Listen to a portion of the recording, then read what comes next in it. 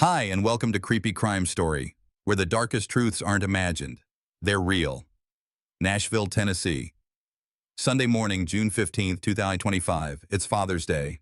The streets in Midtown are quiet, save for the occasional dog walker and a distant lawnmower. Inside apartment 214 on 31st Avenue North, no sounds are heard. Not the creak of floorboards, not the hum of a fan, not even a television left running overnight. Just silence. It was the kind of silence that made neighbors stop and wonder, not because they expected anything to be wrong, but because they realized something wasn't right. The building is modest, 3 floors, mostly long-term renters, families who tend to keep to themselves. Unit 214 had never raised concerns before. A married couple lived there. The wife, a teacher at Hunters Lane High School. The husband, a quiet man in his 40s, seen often but seldom spoken to. No police had ever been called to the unit. No prior complaints.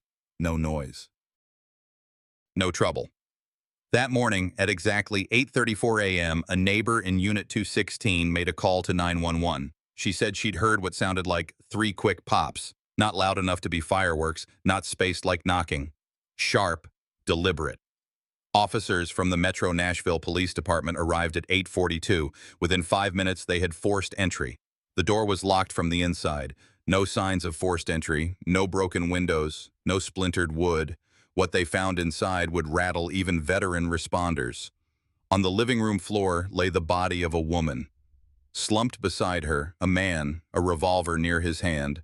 Both were deceased, no movement, no pulse, no indication of life.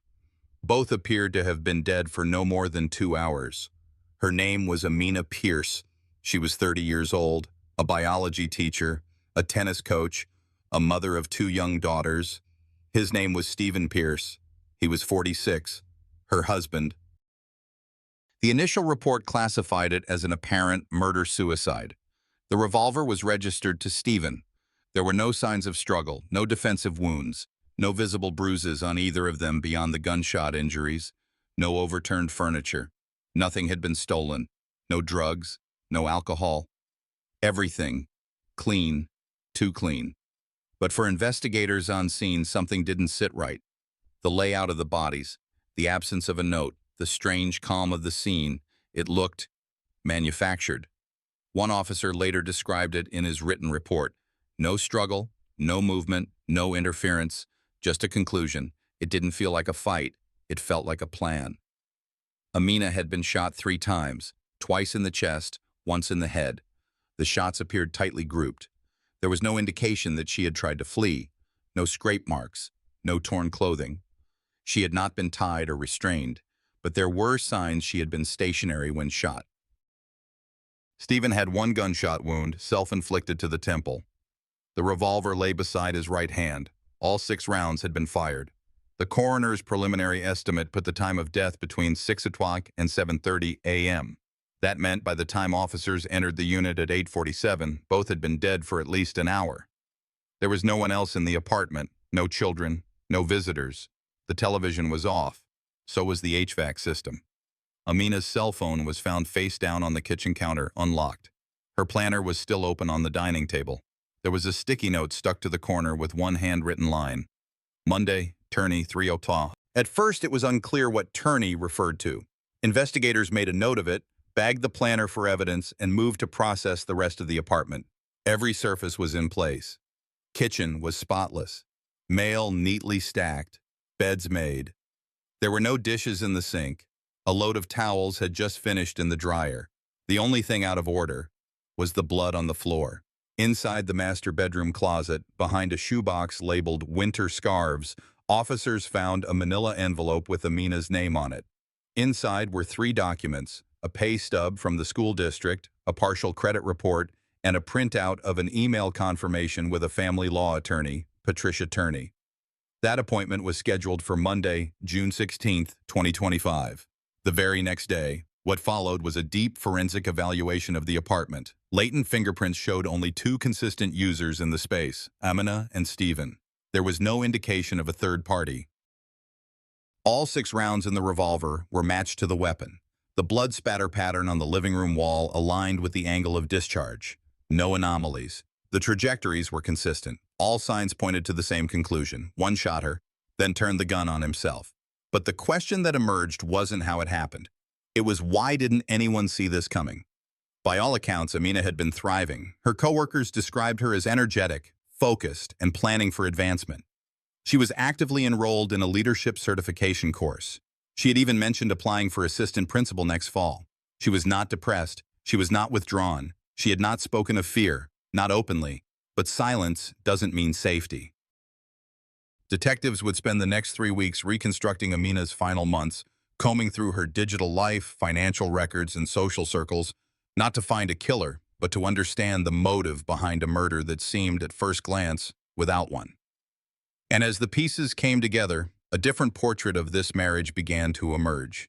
One marked not by physical violence, but by quiet control, slow financial isolation, and a deep undercurrent of imbalance.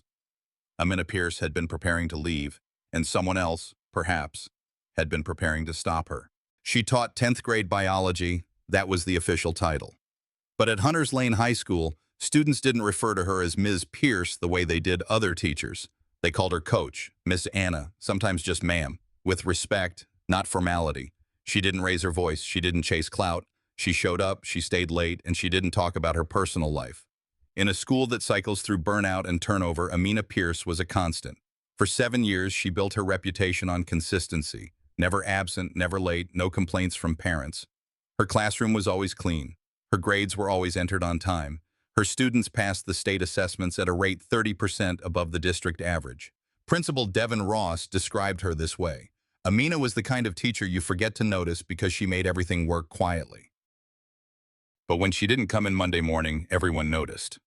What police needed to understand, what the case demanded, was how someone like that ended up in a murder scene with a gun pointed at her chest. They began with her professional profile. MNPD investigators visited the school the day after the incident. They conducted interviews with administrators, co-workers, and 2 students under parental supervision. One student recounted Amina's last words on Friday afternoon. She had finished her lesson, packed her laptop, and told the student, "I'll see you Monday, and don't forget the chapter test." There was no indication that she was planning anything unusual. She had submitted a full lesson plan for the upcoming week. She had emailed the department head confirming her slot for summer curriculum review. Everything suggested stability, but the forensic timeline showed otherwise. As part of her personal effects collected from the apartment, detectives reviewed Amina's planner. On June 16th, one day after the incident, she had a legal consultation scheduled with a family law attorney named Patricia Turney. That note was written in 2 places, in pen on her weekly calendar, and again as a sticky note on the kitchen counter. Further data pulled from her school-issued email account confirmed the appointment. Amina had requested to leave early Monday afternoon for an off-site commitment. That request was time-stamped 3 days before her death. For investigators, this was the first indication that Amina Pierce was preparing for separation. Quietly, intentionally, detectives then traced financial records linked to her name. On May 20th, 2025, Amina opened a new individual checking account under Regions Bank. The first deposit was a full paycheck from Metro Nashville Public Schools. That same day, she rerouted her direct deposit away from the previously shared joint account with Stephen Pierce. Bank statements over the following 3 weeks revealed 3 distinct patterns: regular grocery and gas expenses, all conducted with her individual debit card. No evidence of joint spending or any transactions benefiting her husband. A payment to Turney Associates PLLC in the amount of $250 marked as initial consult fee. Investigators took note. No confrontation, no outward hostility, just strategic, logistical detachment. They also found the following on her personal laptop: a password-protected folder labeled Documents. Inside, copies of birth certificates for her daughters, scanned tax filings, and a 17-page state custody guideline document from tn.gov. Metadata showed she downloaded the document the evening of June 4th. None of this was known to Stephen's employer, friends, or extended family. In fact, his own brother later told investigators, he said everything was fine. They were quiet, but fine. To the outside world, Amina and Stephen Pierce appeared to be a functional, low-drama couple. No public fights, no known criminal history. But what investigators were beginning to realize was this: Amina Pierce was not preparing for a breakup. She was preparing for extraction. When detectives questioned school administrators further, One staff member mentioned something subtle. Amina had recently declined a department social event. She said she had things to handle at home, the colleague recalled. Nothing alarming, but she did seem busy. Busy, focused, private. It's a common pattern in pre-separation cases involving coercive partners, particularly in high-control environments.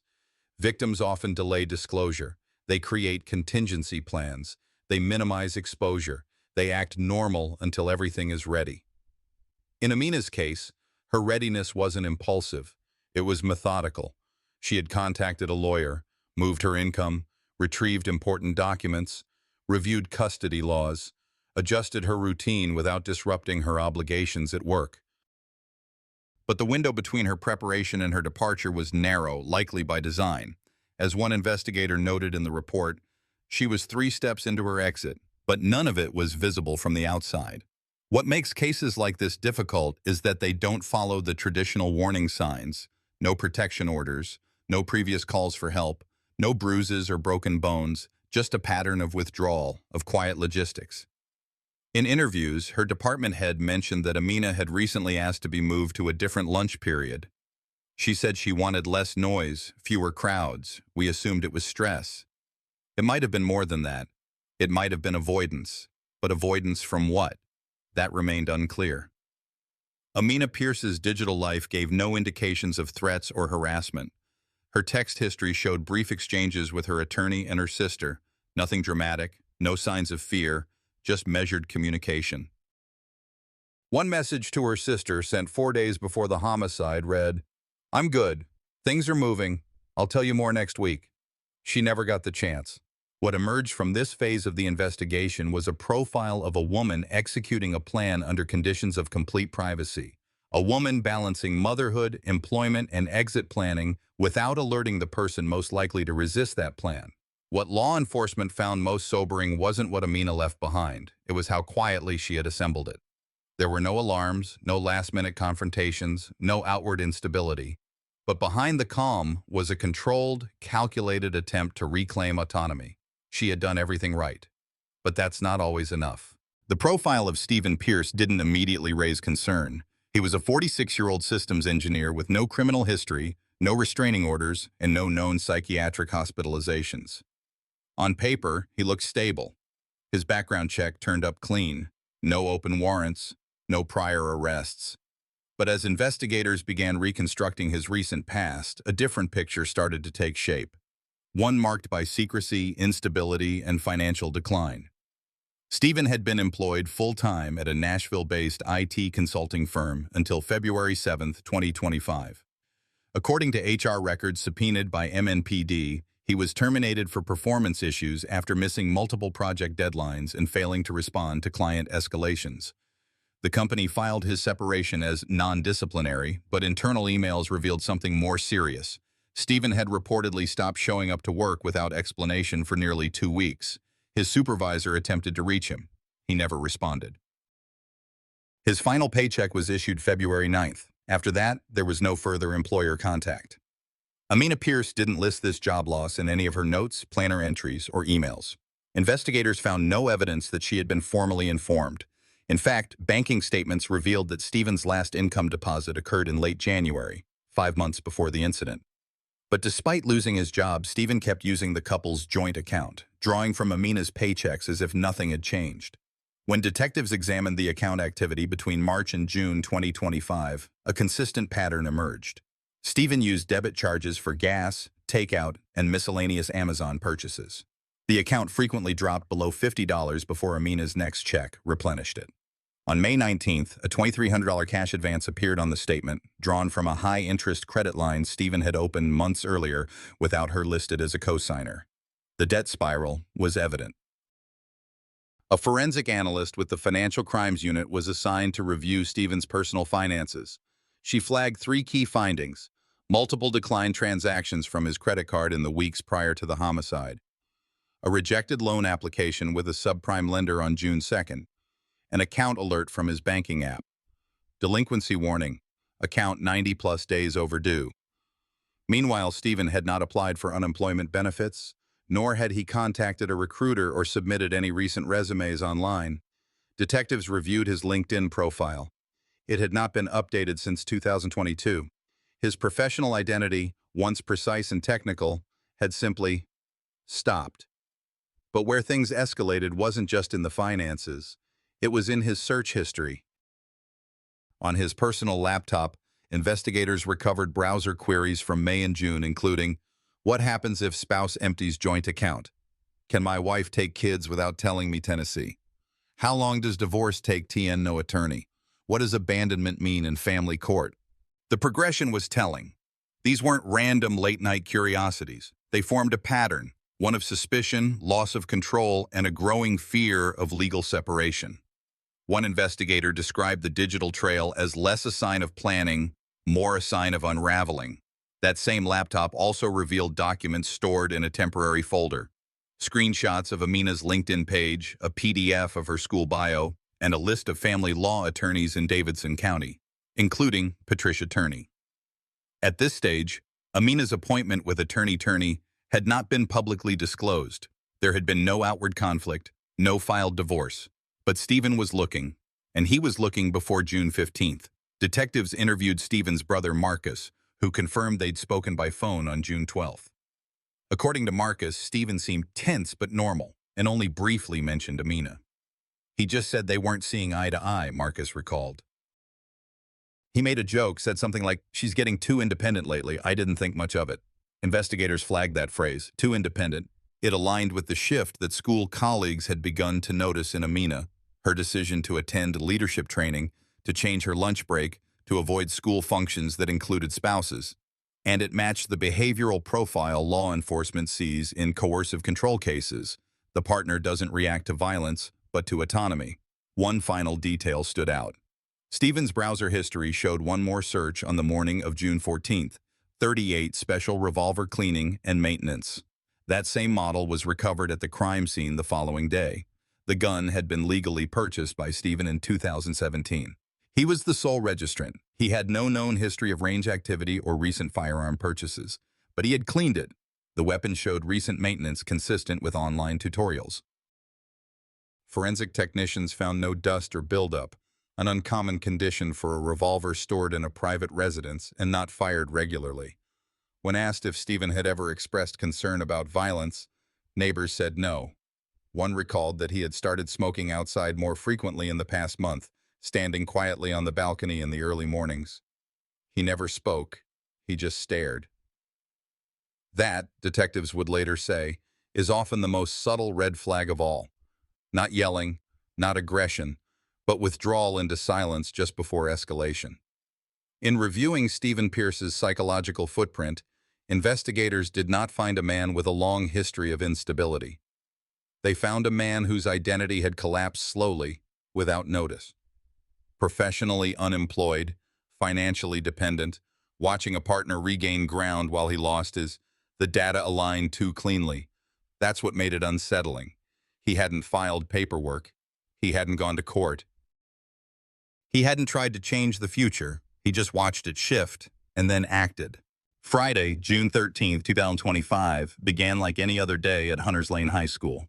Security footage confirmed Amina Pierce entered the main entrance at 6:41 a.m. carrying her laptop bag and a half-empty travel mug.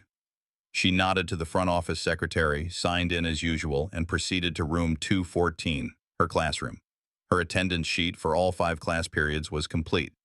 She submitted her gradebook updates by 3:05 p.m., reviewed curriculum notes for the following week, and left campus at 3:47 p.m. sharp.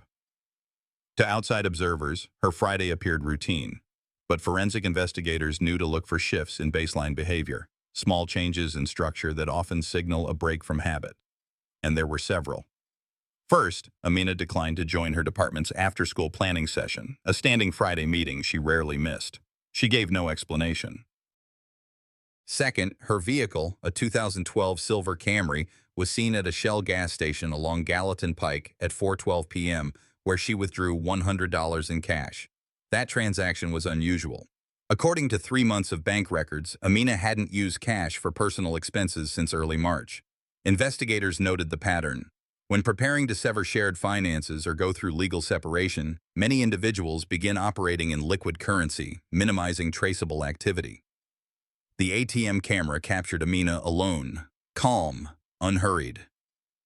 That same evening, at 6:37 p.m., her smartphone location data placed her at Rosewood Tennis Club, where she regularly coached youth players. Her name was on the staff schedule. Witness interviews confirmed she worked with 4 students, appeared focused, and left the facility around 8 o'clock p.m. One parent recalled that she said she had a lot on her mind but was making progress. This would be the last verified public appearance of Amina Pierce before her death. By Saturday, the digital trail grows quieter but not blank. At 8:14 a.m., her phone connected to the apartment's Wi-Fi. Usage logs from Comcast show stable connection throughout the day, with intermittent logins to Google Drive and email from her personal laptop between 10:00 a.m. and 1:15 p.m. Forensic image captures reveal that she downloaded a second parenting plan PDF from Tennessee's Department of Human Services at 11:42 a.m. File metadata confirms she saved it to the same password-protected folder from Chapter 2. From a behavioral standpoint, this activity is consistent with a subject preparing to file for primary custody, but not yet initiating the legal paperwork. Between 2 o'clock and 5 o'clock p.m., there were no keystrokes, no motion-detected activity from the hallway Nest Cam, and no door openings logged. The apartment was still. No visitors, no calls. Stephen Pierce's mobile device was connected to the same Wi-Fi router and showed a 3-hour YouTube history consisting of firearm maintenance, household security systems, and 2 videos related to Tennessee alimony law. That evening, at 7:33 p.m., Amina's phone sent a short voice memo to her sister. The message was 12 seconds long. It read, "I'm good. One more weekend, then I'll update you. Thanks for checking in." The message was not urgent, not emotional, but in hindsight, it read like a timestamp. Investigators would later consider it her final voluntary communication. What happened that night remains partially reconstructed, but smart device logs helped narrow the timeline. At 11:27 p.m., the living room television was powered off manually. At 2:03 a.m., Sunday morning, the front door was opened for exactly 16 minutes. No GPS data or neighborhood camera footage placed either Stephen or Amina outside the building. It remains unknown where Stephen went or what he did during that window.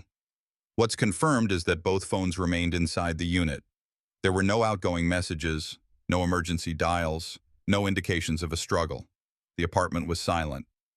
By 7:08 a.m. on Sunday, June 15th, motion was once again detected in the hallway, presumed to be bathroom activity. Then, nothing.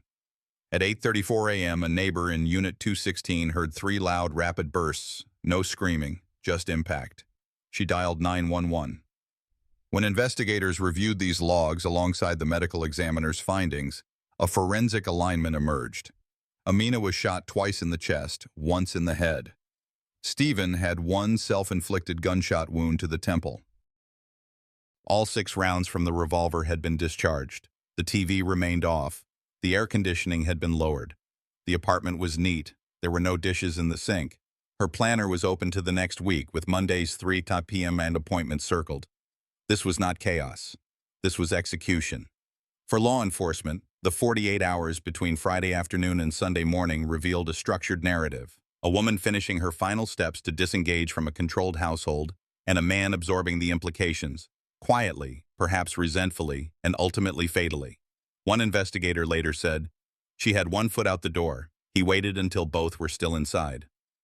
In domestic homicide cases, the escalation point often happens within 72 hours of a perceived loss of control. Whether it's the final paycheck moved, the custody documents printed, or the silent moment before separation becomes permanent, timing is everything. And that weekend, the timing ran out. At first glance, the crime scene at 31st Avenue North looked sterile, almost unnaturally so. When the responding officers forced entry just after 8:40 a.m. on Sunday, June 15, 2025, they didn't walk into a chaotic scene. There were no signs of a struggle, no shattered glass, no tipped furniture. Every object was in its place, right down to the aligned dining chairs and freshly folded towels on the hallway table. That detail caught my attention when I walked through the apartment later with the forensic unit. This wasn't neglect, it was control. The kind that holds everything in place until something breaks. The bodies of Amina and Stephen Pierce were found in the living room, roughly 8 feet apart. Amina's body was positioned face up, head toward the hallway. Stephen was slouched near the wall, knees bent awkwardly, his back against the drywall. Between them, a 6-shot Smith Wesson revolver. All 6 rounds had been discharged. Ballistics testing confirmed the obvious. 3 rounds struck Amina, 2 to the torso, 1 to the head. 1 round lodged in the floor beneath her body. The remaining 2 had passed through Stephen's skull, indicating a single self-inflicted shot and an overpenetration from one of the prior rounds. The trajectories were tight and direct. There was no evidence of missed fire. That kind of precision, especially at close range, typically eliminates the theory of a physical altercation. Amina did not appear to move after the first shot. There were no defensive wounds on her hands, no impact bruises on her arms. Her clothing was intact. Her pulse oximeter, worn on her smartwatch, recorded a sharp drop in oxygen saturation around 7:22 a.m. Medical examiner Dr. Rayborn later used that timestamp to refine the time of death to within 5 minutes. Stephen's wound told a different story. Entry just above the right temple, angled backward and slightly downward. The kind of wound seen in most confirmed suicides with revolvers. Residue patterns from the firearm matched the angle and distance from his hand. But despite the apparent logic of the crime scene, several elements prompted closer scrutiny. First, the revolver. The weapon had been recently cleaned. Forensic swabbing revealed fresh lubricant in the barrel and no signs of carbon fouling. This suggests the firearm had been prepared in the last 48 hours. A fingerprint match confirmed Stephen's right thumb and middle finger on the grip. But notably, none of Amina's prints were on the gun, neither the barrel, the trigger, nor the cylinder. Second, the blood pattern. The splatter behind Amina's body showed a medium velocity pattern consistent with close-range discharge. But it was confined, linear, no backspatter on walls, no pooling near Stephen's shoes. If he had shot her standing up, there should have been cast-off. There wasn't. This led the bloodstain analyst to a likely conclusion. Amina had been seated or kneeling when the first 2 shots were fired, possibly stationary by force, possibly seated voluntarily. That distinction couldn't be confirmed, but what stood out was the lack of movement afterward. She never tried to run. Third, the digital evidence inside the apartment. Amina's laptop was open on the kitchen table. It was still logged into her Google Drive. The file Custody Notes 2025.pdf had been opened at 11:17 p.m. Saturday night. She hadn't touched it again. Stephen's phone was unlocked on the armrest of the living room couch. A forensics technician traced his final app use to 5:41 a.m., a 15-minute browsing session through an online forum titled Post-Divorce Finance Myths. Then, nothing. There was no suicide note, no written confession, no goodbye text. If this was an impulsive act, it had been carried out in a vacuum. If it was premeditated, it had been scrubbed of all signals. And inside the bedroom closet, officers located a manila folder tucked behind a duffel bag. It contained documents printed from Amina's email account, her most recent pay stub, class roster, medical insurance forms. At the bottom of the stack, a folded sheet labeled Tennessee Residential Custody Primer with the subheading circled in blue ink. Primary Parent Definition. That folder was not bloodstained. It had been untouched. Further search of the apartment revealed a security safe inside the master closet. It was unlocked. Inside were financial documents dating back 5 years, tax returns, joint account ledgers, mortgage statements, all stacked chronologically. The last document dated March 2025, a copy of Amina's change of deposit confirmation from Metro Nashville schools. The clearest evidence of motive was not emotional, it was procedural. She had moved the money. He had noticed. Forensic psychology advisors to MNPD reviewed the timeline and contents of the crime scene. The lack of disorder, the prepared weapon, the absence of last-minute panic. These are hallmarks of what's known as instrumental intimate partner homicide. It refers to a killing carried out not in the heat of passion, but in service of an outcome, control, retaliation, or removal of perceived threat. One investigator summed it up like this: this wasn't chaos. This was conclusion. that conclusion wasn't just physical. It extended to the very feel of the apartment. The bed was made, the fridge was stocked, the lights were off, nothing smelled rotten or unclean. This wasn't a space on the brink of collapse. It was an illusion of order, maintained to the very end. But the apartment did tell one story, and it wasn't about anger. It was about timing. If Amina had left 2 days earlier, or if she had delayed her exit another week, would the outcome have changed? There's no clear answer, but what's clear is this: the apartment didn't lie, it just didn't fight back. Sunday morning, June 15th, 2025, 7:22 a.m. By the time the 911 call came in, the gunshots had long stopped echoing off the walls of the Pierce apartment. The dispatcher's voice was calm, professional, an attempt to restore order to a scene already lost to finality. The neighbors report: 2 loud bangs like firecrackers, nothing more, no screams, no argument, just silence after sound. That's what struck investigators first, not the violence, the stillness. It wasn't just a domestic tragedy, it was a vacuum. There had been no prior police calls to this address, no restraining orders filed, no child custody filings, no weapons registered to Stephen, no surveillance cameras in the hallway, and most telling, no one in the building had raised alarm before it was too late. The apartment door remained locked when law enforcement arrived. Officers breached entry with no resistance. Amina was found in the living room near the small sofa, collapsed beside her handbag. 2 gunshot wounds, one to the chest, one through the jawline, fired from close range. She was fully dressed. Her smartwatch had stopped tracking movement at precisely 7:23 a.m. Stephen's body was located in the master bedroom, gunshot wound under the chin, weapon nearby. It was a Taurus G2C 9mm pistol. Traces of gunpowder were evident on both his hands, confirming discharge. The entry wound was clean, no signs of a struggle.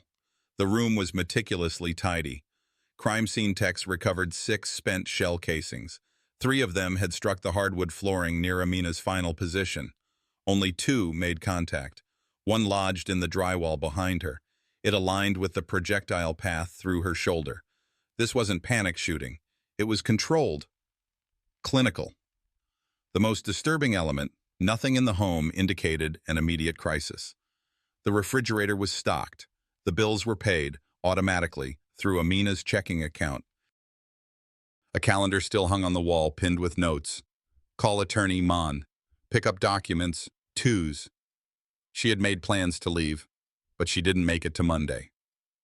Cell phone data pulled from Stephen's iPhone revealed no outgoing messages that morning.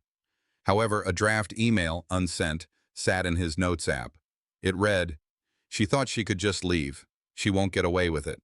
It wasn't dated. It wasn't addressed, but the timestamp showed it was edited at 6:59 a.m. Investigators canvassed neighbors. One downstairs tenant admitted hearing arguing sometimes, but nothing violent. Another thought the couple had separated months ago and assumed the unit was empty. The failure wasn't in law enforcement procedure, it was in perception.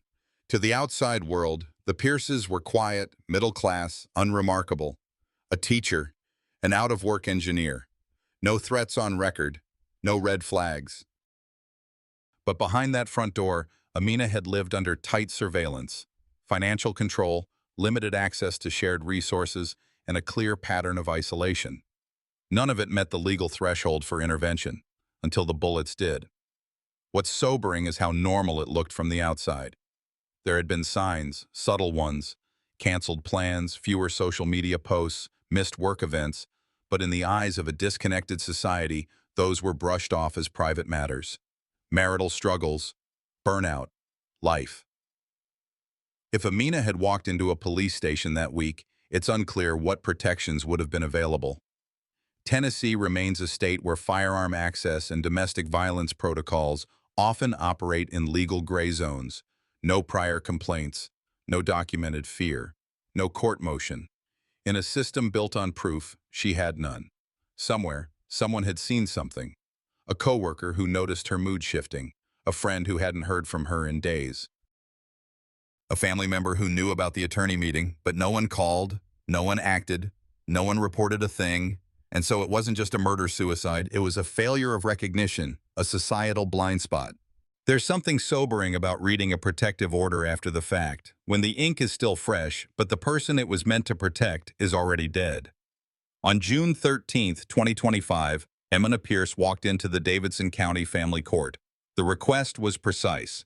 Temporary order of protection citing emotional coercion, isolation, and credible fear of harm.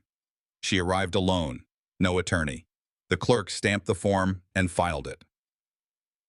The hearing date was set for the following Thursday, June 19th. She wouldn't live to see it. In reviewing the file, investigators noted that Amina's written statement detailed patterns of control. Stephen had been tracking her location through their shared phone plan.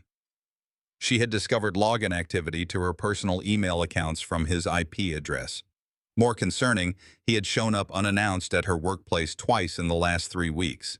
She wrote, "He says he wants to talk. He just watches. He doesn't leave." None of these qualified as criminal acts on their own. No direct threats, no physical violence documented. The law in Tennessee, like many states, requires specificity, substantial threat, bodily harm, immediate danger. Fear is not enough. She did everything the system asked. She submitted the form. She included specific dates. She followed process. But process doesn't move fast. The court scheduled the initial hearing for 6 days later. No interim measures were enforced. No weapons were confiscated. No welfare check was initiated. She was alone. The Metro Nashville Police Department confirmed Amina never reported prior incidents. The only contact with law enforcement was a noise complaint logged nearly a year earlier with no charges filed. There was no paper trail, and without one, protocols don't trigger. Post-incident reviews from the district attorney's office confirmed this sequence. Protective order filed, June 13th. No emergency hearing requested. No temporary restraining conditions issued. Victim found deceased, June 15th. The judge on duty that Friday, June 14th, told internal investigators that based on the available filing, there was no legal basis to expedite the case.